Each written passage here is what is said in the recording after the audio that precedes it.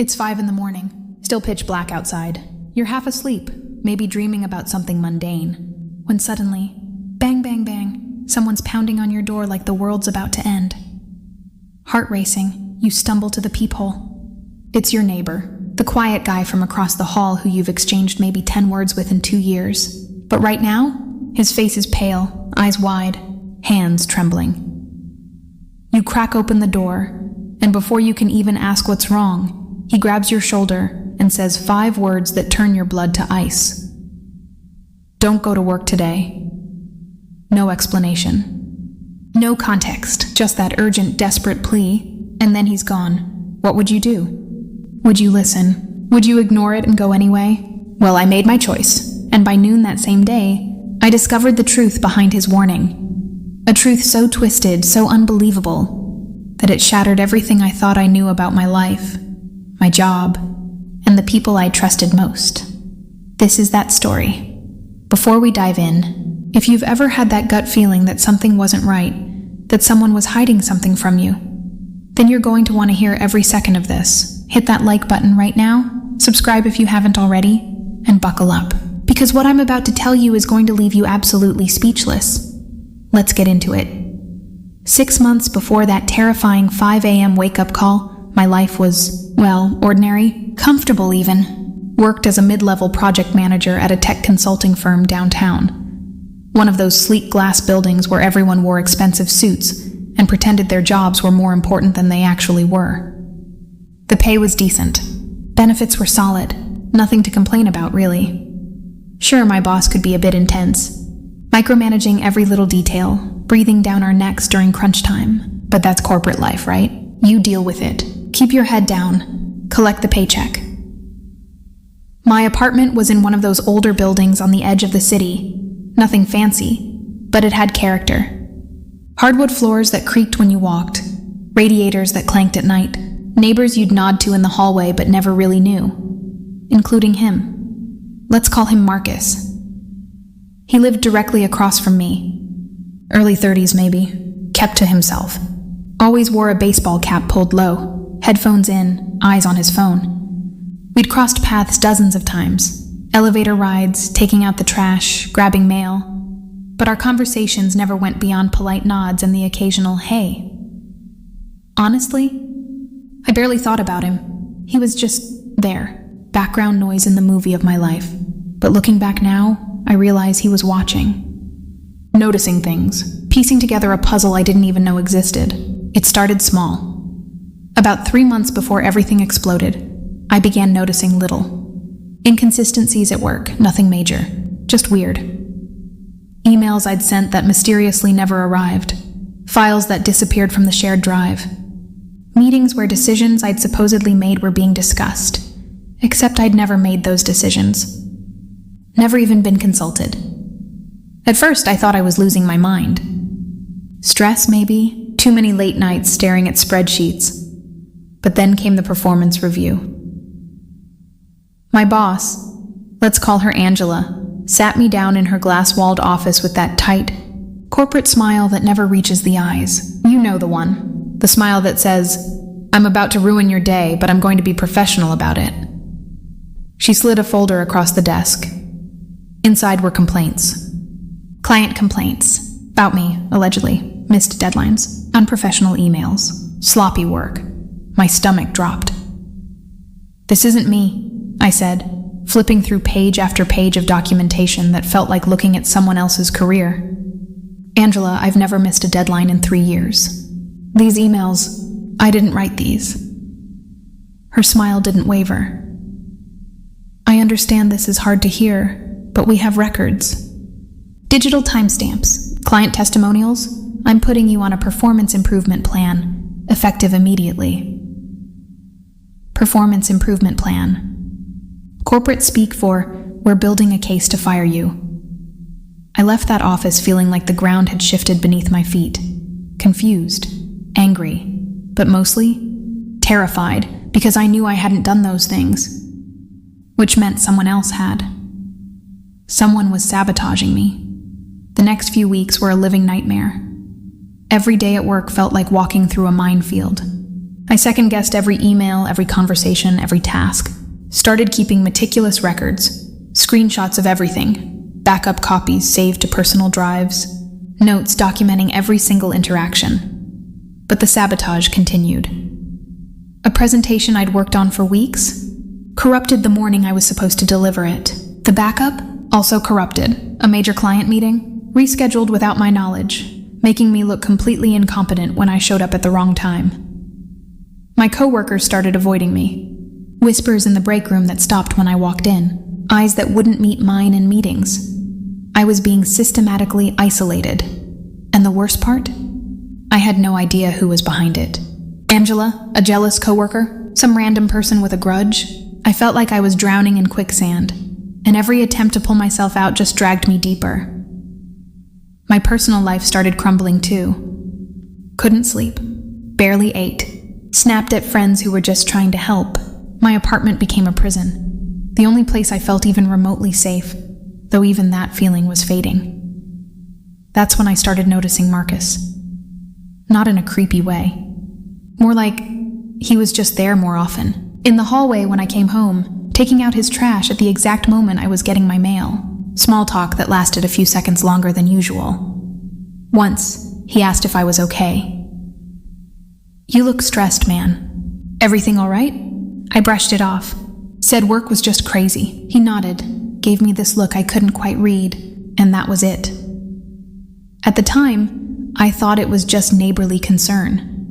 Now I know he was trying to find the right moment to tell me the truth. The night before, it all came crashing down. I barely slept, tossing and turning, mind racing through worst-case scenarios. I had a major meeting scheduled for 9 the next morning, a final review with Angela and the senior partners. The unspoken subtext? This was my last chance. Mess this up and I was done. I'd prepared obsessively, triple-checked every document, rehearsed my talking points until I could recite them in my sleep. But that gnawing anxiety wouldn't let go. That feeling that something was wrong, that I was missing something critical. At some point, I must have finally drifted off. Because the next thing I knew, bang, bang, bang, I jolted awake, heart hammering, completely disoriented. Darkness. The glowing red numbers on my alarm clock read 5:04 a.m. The pounding came again, urgent, desperate. I stumbled out of bed, nearly tripping over yesterday's clothes still on the floor, and made my way to the door. Through the peephole, I saw Marcus, but not the calm, reserved neighbor I was used to. This version looked terrified, pale as a ghost, eyes darting down the hallway like he expected someone to jump out at any second. I opened the door. "Marcus, what the hell?" He cut me off, voice low and urgent. "Don't go to work today." I stared at him, brain still fuzzy from interrupted sleep. "What?" "I'm serious. Don't go. Call in sick. Make up an excuse. I don't care. Just don't go." My confusion was quickly morphing into irritation. "Dude, it's 5 in the morning. What are you talking about?" He glanced over his shoulder again, then back at me. His hand was shaking. "I can't explain right now. You just have to trust me. Please, don't. Go." And then, before I could respond, before I could demand answers or tell him to stop being cryptic and just spit it out, he was gone. Door across the hall closing with a soft click, leaving me standing there in my boxers and t-shirt, completely baffled. What the hell was that? I stood there for a solid minute, trying to make sense of it. Was this a prank? Was he having some kind of breakdown? Should I call someone? But that look in his eyes, that wasn't the look of someone joking around. That was genuine fear. I closed my door, locked it, and sat down on my couch. The logical part of my brain said to ignore it. Go to work. You can't afford to miss this meeting. Your job is literally on the line. But something deeper, that primal instinct that's kept humans alive for millennia, was screaming at me to listen. I sat there as the sun slowly started to rise, weighing my options. And then, at 6:30 a.m., I made the call. "Hey, Angela, I'm really sorry, but I woke up feeling awful. I think it might be food poisoning or something. I know we have the meeting today, but I honestly can't make it. Can we reschedule? She was not happy. I could hear the ice in her voice. This is extremely inconvenient. We have partners flying in specifically for this review. I know. I'm so sorry. I can send over all my materials. We'll discuss this later. Click. Great. I'd probably just sealed my fate. But at least I'd listened to Marcus. Whatever his warning was about, I'd find out soon enough. At 11:47 a.m., my phone exploded. Text messages. Missed calls, voicemails, all from coworkers I hadn't heard from in weeks. Are you okay? Did you know about this? Oh my God, I can't believe it. I opened the news app with trembling hands, and there it was. Local tech firm raided by FBI in massive fraud investigation. The photo showed my office building, but instead of the usual stream of suited professionals, there were federal agents everywhere. Black SUVs, crime scene tape. My mouth went dry. I scrolled frantically through the article. Federal authorities executed search warrants this morning at TechVantage Solutions, seizing computers, documents, and financial records as part of an ongoing investigation into wire fraud, embezzlement, and identity theft. Senior executives, including CEO Angela Thornton, have been taken into custody. Sources indicate the scheme involved creating fake employee accounts, falsifying project records, and defrauding clients of millions of dollars over a 3-year period. Angela, arrested for fraud. The room started spinning. All those mistakes attributed to me. The corrupted files, the fake emails. They weren't trying to fire me because I was incompetent. They were setting me up to take the fall. I was supposed to be the scapegoat. The fall guy, the expendable mid-level employee whose career they'd destroy to cover their tracks. And if I'd gone to work this morning? If I'd walked into that meeting with the partners, I would have walked straight into an FBI raid, been detained for questioning, had my name dragged through the mud alongside actual criminals. My phone rang. Marcus, I answered immediately. How did you know? His voice was quiet, calm now compared to the panic from this morning. Can I come over? I think we need to talk. 5 minutes later, we were sitting across from each other in my living room. He looked exhausted, like he'd been carrying a massive weight for months and had finally been allowed to set it down. I'm not just your neighbor, he started. I'm an investigative analyst for the FBI's white-collar crime division. My brain short-circuited. What? We've been investigating TechVantage for 8 months. Your company, the executives were running a sophisticated fraud operation. Fake billing schemes, phantom employees, money laundering, millions of dollars. I just stared at him. About 2 months ago, we noticed something. They were building a case against you, planting evidence, creating a paper trail. You were being set up as the architect of the whole thing. If the investigation got too hot, they'd throw you under the bus, claim you were the mastermind, and walk away clean. My hands were shaking now. Why didn't you tell me? I couldn't. Compromising an active investigation could have let them destroy evidence, flee the country. But I've been watching, making sure you weren't in actual danger. And when we got the green light for the raid, I knew it was happening this morning. I knew they'd scheduled that meeting specifically to have you there when the feds showed up. Make it look like you were central to everything. He leaned forward.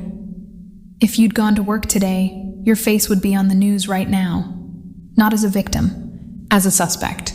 Your life would have been destroyed before you even understood what was happening. The weight of it all crashed over me. I'd been this close to losing everything. My career, my freedom, my entire future. Thank you, I whispered. He nodded. I broke about a dozen protocols knocking on your door this morning. Probably going to get a formal reprimand. But he shrugged. You didn't deserve what they were trying to do to you. The next few weeks were a blur. The FBI cleared me immediately once they reviewed the evidence.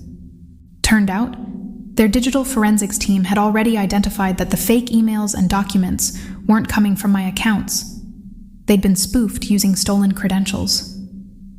Angela, facing 20 years in federal prison, her co-conspirators, similar fates. The clients who'd been defrauded were made whole. The fake employee accounts were exposed. The whole rotten house of cards came tumbling down. And me? I got calls from 3 different firms offering positions. Apparently, being the person who almost got framed in a major fraud case but was proven innocent makes you pretty hireable. Sympathy hire, maybe, but I'll take it. More than that, though. I got my life back, my reputation, my peace of mind. That crushing paranoia, that feeling of drowning, gone, replaced with something I hadn't felt in months. Hope. Sometimes justice comes from the most unexpected places. A neighbor you barely knew. A knock at 5 a.m. that changes everything. I think about what would have happened if I'd ignored that warning. If I'd let logic override instinct. Some things you just can't plan for, can't predict. You just have to trust that sometimes someone's looking out for you. If this story gave you chills, absolutely smash that like button. Drop a comment and tell me, would you have listened to the warning? Or would you have gone to work anyway? And of course, if you want more jaw-dropping, unbelievable true stories like this one, hit that subscribe button and turn on notifications. You won't want to miss what's coming next. Thanks for watching. I'll see you in the next one.